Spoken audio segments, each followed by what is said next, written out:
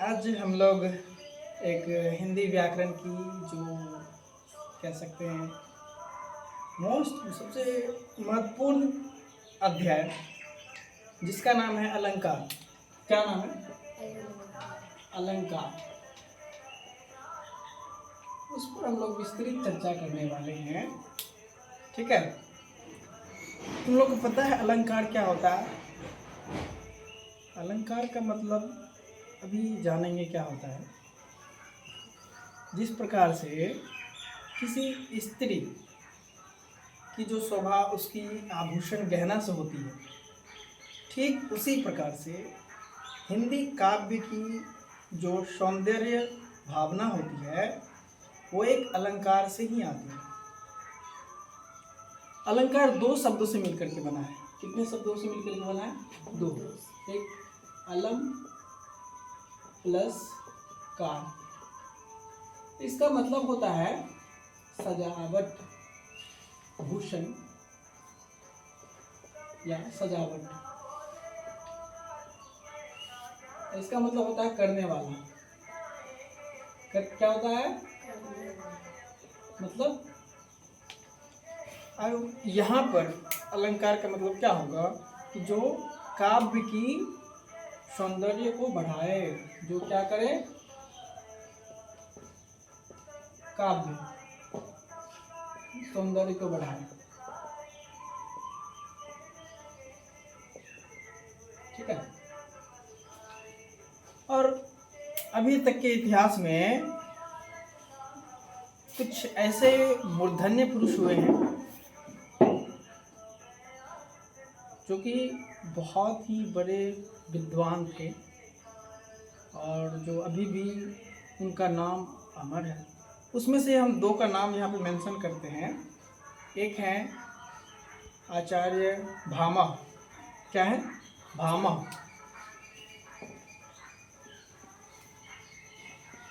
आचार्य भामा और दंडी, आचार्य दंडी। ठीक है, ये दो ऐसे महापुरुष हैं जिन्होंने क्या कहा कि जो काव्य है, कोई भी काव्य है, काव्य का मतलब हिंदी साहित्य की वह विधा जिसमें कविता की रचना होती है। ठीक है, जो कविता पढ़ते हैं ना हम लोग, जिसमें बिंब प्रतिबिंब, बिंब प्रतीक, छंद, अलंकार, ये सब चीज़ों का प्रयोग करके कम शब्दों में बहुत बहुत बहुत बड़ी चीज़ों को बता दिया जाता है, वही काव्य है। तो ये जो आचार्य भामा है और दंडी है, इन्होंने कहे कि कोई भी जो काव्य है ना, उसमें अलंकार का स्थान बहुत ही अनिवार्य है। ठीक है, क्या है? अनिवार्य है। ये अलंकार क्या है? अनिवार्य है। ठीक, समझ में आया? अभी समझ लेते हैं, बाद में इसको लिखवा देंगे अच्छे से। ठीक है, अब देखो, ये तो देख लिए अलंकार क्या होता है। ठीक है, उसकी जो भी पृष्ठभूमि है वो देख लिए। अब देखेंगे कि इसका महत्व क्या है ना। उसके बाद देखेंगे क्या क्या अलंकार के कितने भेद होते हैं। सभी भेदों पर विस्तृत रूप से एक एक करके हम लोग चर्चा करेंगे, एक एक उदाहरण लेंगे और बहुत ही सिंपल तरीके से, जो भी जितना आसान से आसान तरीका हो सकता है उसको हम लोग समझने का प्रयास करेंगे और आगे बढ़ेंगे, है कि नहीं? क्योंकि ये व्याकरण का सबसे टफ है ना टॉपिक में से कंसीडर किया जाता है। ठीक है, और जो भी टफ टॉपिक होगा इसके बाद होता है छंद, होता है प्रतिबिंब, बिंब होता है। ठीक है, तो अव्यय होता है, ये सब चीज़ के बारे में चर्चा करेंगे। ठीक है, देखो तो अलंकार, इसका महत्व अगर देखेंगे तो महत्व में क्या क्या आ सकता है बताओ? ये क्या करता है? काव्य की सौंदर्य को बढ़ाता है ना। कोई भी काव्य जो होता है, समझ रहे हैं तभी? कोई भी जो काव्य होता है ना, उसको क्या करता है? काव्य को आकर्षक और प्रभावशाली बनाता है ना।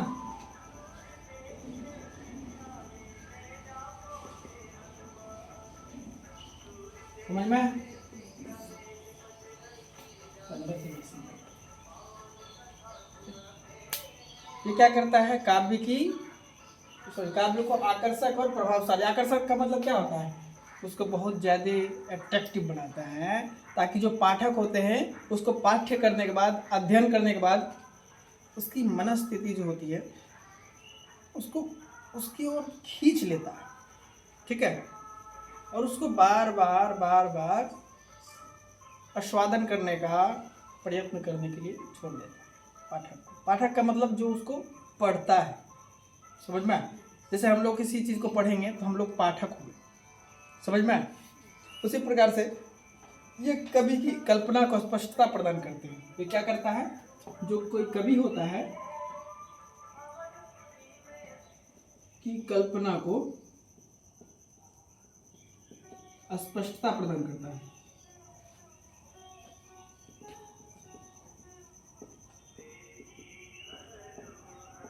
मार्कर खत्म हो गया क्या? आज ही मार्कर खत्म होना।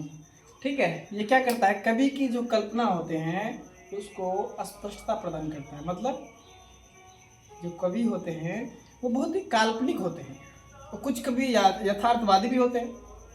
आगे पढ़ेंगे काल्पनिक यथार्थवादी का मतलब। ये जान लो यथार्थवादी का मतलब क्या होता है? जो चीज़ रियल है, जो चीज़ समाज के सामने दिख रहा है। लेकिन कुछ कवि ऐसे होते हैं जो कल्पना कर करके बहुत चीज़ों को इकट्ठा करके एक साथ जोड़ देते हैं।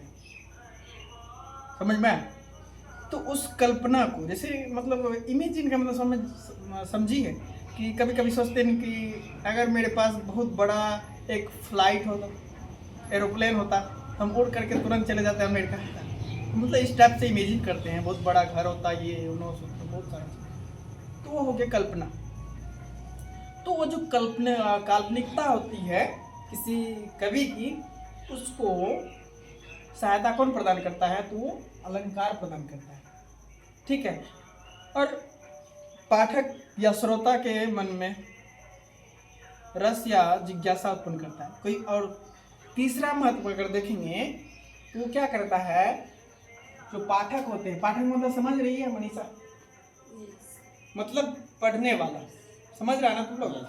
पढ़ने वाला। तो वो क्या करता है? पाठक के मन में रस और जिज्ञासा उत्पन्न करता है। क्या करता है? रस और जिज्ञासा उत्पन्न करता है।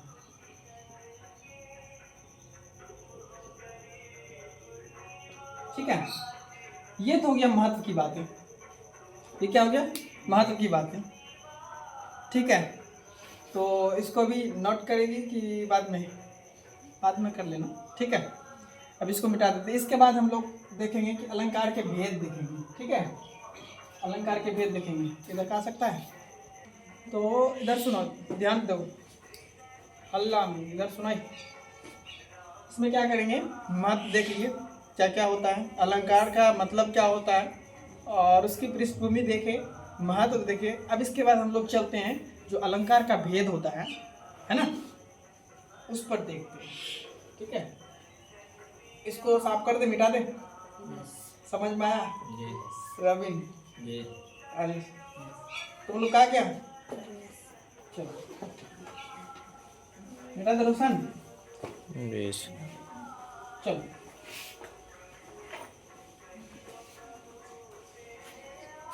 अब देखो, हम लोग देखेंगे अलंकार के भेद। क्या देखेंगे? अलंकार के भेद देखेंगे।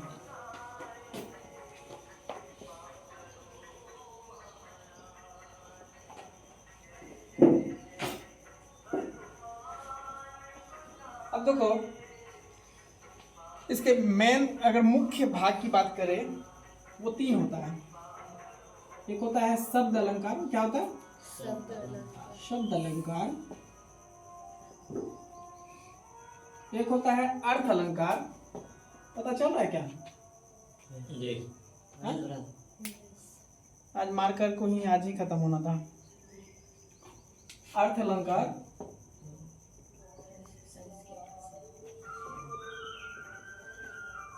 छोटों के पास है अर्थ अलंकार, और एक होता है उभय अलंकार क्या होता है, बताओ, बोलो। उभय अलंकार, ठीक है। Keep silence. पीछे देखो, शब्द अलंकार क्या होता है,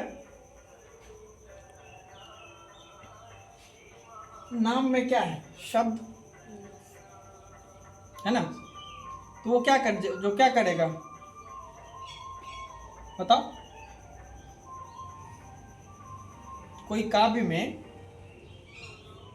शब्द के द्वारा, किसके द्वारा, शब्द के द्वारा उसकी जो सौंदर्यात्मक शक्ति है उसको बढ़ाती है, समझ में आया?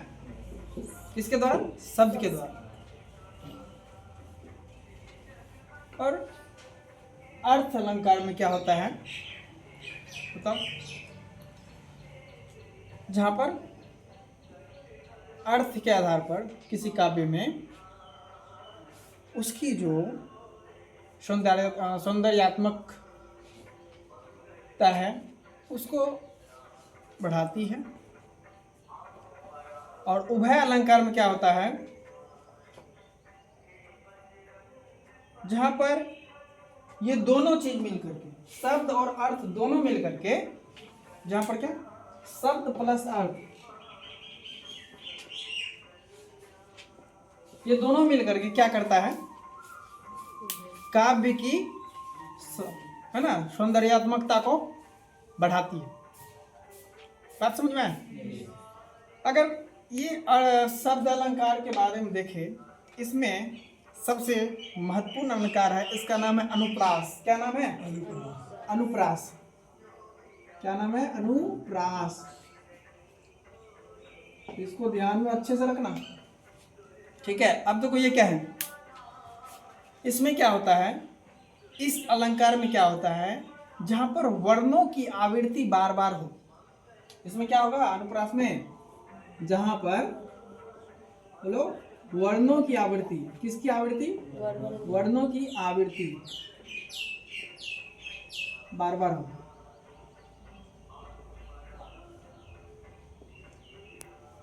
ठीक है, समझ में आए? वो अनुप्रास होता है। क्या होता है, अनुप्रास होता है। अगर एक एग्जाम्पल से ले, देखो, तरनी तनुजा जैसे में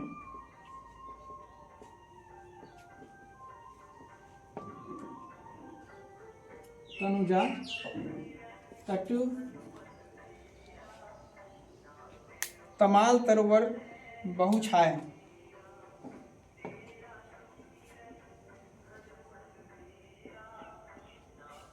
तरुवर बहु छाए।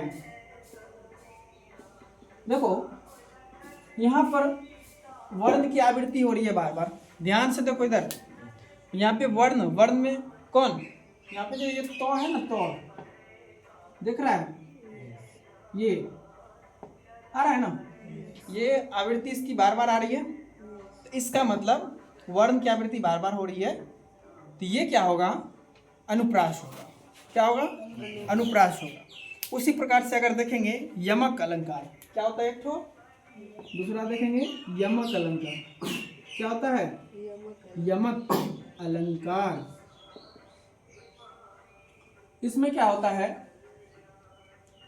यमक अलंकार के बारे में पढ़िए, कोई नहीं। इसमें क्या होता है, एक शब्द, एक ही शब्द रहेगा जो क्या होगा, दो या दो से अधिक बार आता है ना, दो या दो से अधिक बार आता है, लेकिन उसका क्या होता है, सभी जगह अर्थ अलग अलग हो जाता है। क्या हो जाता है, अर्थ अलग अलग होता है। मतलब शब्द एक ही रहेगा, है ना, एक से अधिक बार शब्द रहेगा, लेकिन सभी शब्द का जो मीनिंग होता है वो अलग अलग हो जाएगा, ठीक है। वो कौन सा अलंकार में आएगा, यमक अलंकार में। देखते हैं, जैसे कनक कनक ते शौगुनी, कनक कनक ते शौगुनी ठीक है, मादकता अधिक है।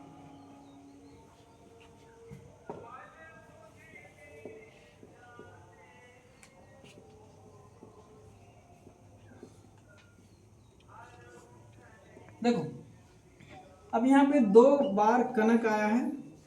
कितने बार कनक आया है? 2 बार। समझ में आया? कनक का मतलब पता है क्या होता है?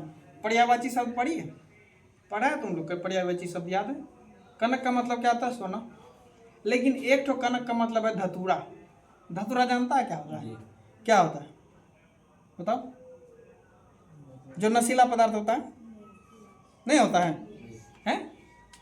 तो ये देखो, ये जो कनक है वो धतूरा है। क्या है? ये धतूरा है। इसका मतलब धतूरा से लिया गया है। और इसका मतलब स्वर्ण, मतलब सोना से लिया गया है। समझ में आया?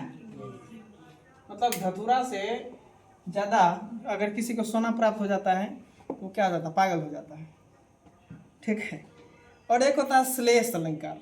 कौन सा अलंकार होता है? श्लेष अलंकार होता है। बताओ कौन सा अलंकार होता है? श्लेष अलंकार होता है।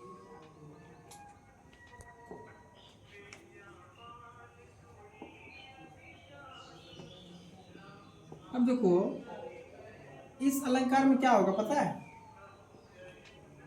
इस अलंकार में क्या होगा? थोड़ा दिमाग लगाओ।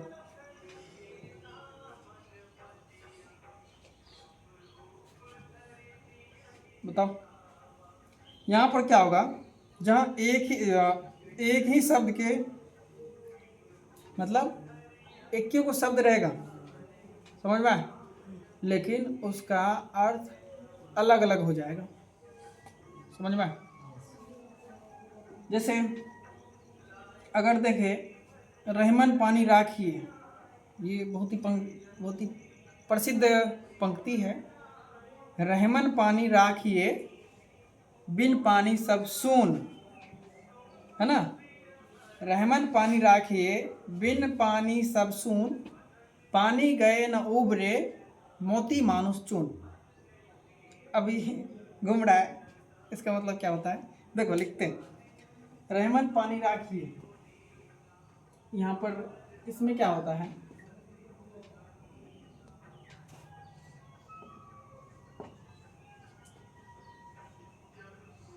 रहमन पानी राखिए बिन पानी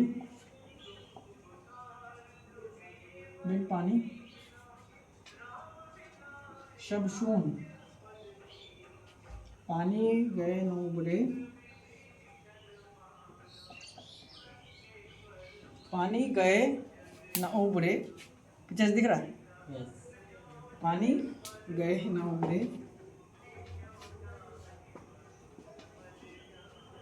मोती मानुष चून। दूसरा है ये मार्कर है, लेके आओ साइलेंसली। ठीक है, देखो ये समझ में? एक ही शब्द का एक से अलग अलग अर्थ निकलता, मतलब एक ही अर्थ नहीं निकलता, एक से ज्यादा अर्थ निकलता। समझ में? लेकिन इसमें क्या था? यमक में क्या था? यमक में क्या था? कोई एक शब्द 2 या 2 से अधिक बार आता है। कितने बार आता है? अधिक बार आता है। और लेकिन सबका अर्थ अलग अलग होता है। लेकिन यहाँ पर क्या होता है? एक ही शब्द होता है। ठीक है, इसमें ये लिखा हुआ नहीं है कि 1 बार आएगा, 2 बार, 3 बार, 4 बार, कितने बार, नहीं। इसमें क्या होता है? इसका सबका सब जगह अर्थ अलग अलग हो जाएगा। ठीक है, जैसे अगर देखें पानी का अर्थ मनुष्य के संदर्भ में है, जब इनका मतलब विनम्रता से है। ठीक है, यहाँ पर जो पानी है, इस पानी का मतलब होता है कि मनुष्य को विनम्रता रखना चाहिए अपने अंदर। क्या रखना चाहिए? विनम्रता रखना चाहिए। टाइम का ध्यान रखना है। समझ में आया? और पानी का दूसरा अर्थ होता है आभा या तेज, जो चमक होती है उससे है। मतलब जिसके बिना कोई भी मोती का, मतलब जिसके बिना मोती का कोई मूल्य नहीं होता है। जैसे देखो ये थोड़ा सा हम समझ रहे हैं, देखो क्या लिखा है, रहमन पानी राखिए बिन पानी सब सून। मतलब इस पानी का अर्थ होता है विनम्रता। क्या मतलब होता है? विनम्रता। ठीक है, क्या अर्थ होता है? विनम्रता। मतलब विनम्र का मतलब क्या होता है? धैर्यवान, संयमशील, है ना।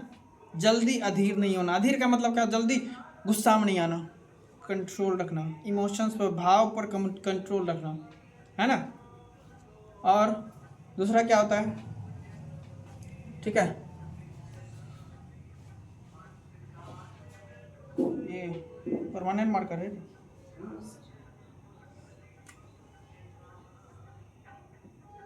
ठीक, थैंक यू।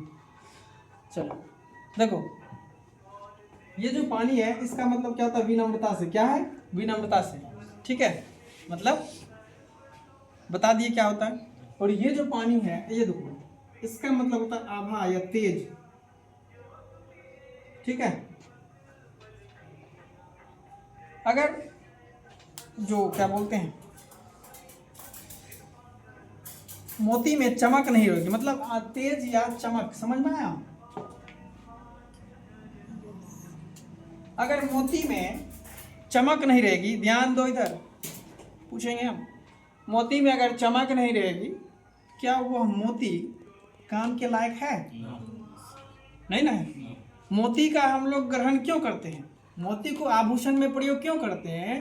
क्योंकि उससे एक चमक आती है ना, जो हमारी सौंदर्यता को उद्वेलित करती, बढ़ाती है। लेकिन अगर मोती में चमक ही नहीं है तो क्या करेंगे लेकर? जरूरी है? समझ में आ गई है? आज हम ये अनुप्रास, यमक, श्लेष, ये 3 अलंकार देखें। उसके बाद अब चलते हैं अर्थ अलंकार पर। ठीक है, समय की बहुलता को देखते हुए आज हम लोग यहीं पर अपनी कक्षा को विराम देंगे। शब्द अलंकार पढ़ेंगे और आगे की जो कक्षा हम लोग संचालित करेंगे, अर्थात कल, उसमें जो आगे बचा हुआ है अलंकार है, अर्थ अलंकार, उस पर हम लोग एक विस्तृत चर्चा करेंगे। तब तक के लिए धन्यवाद।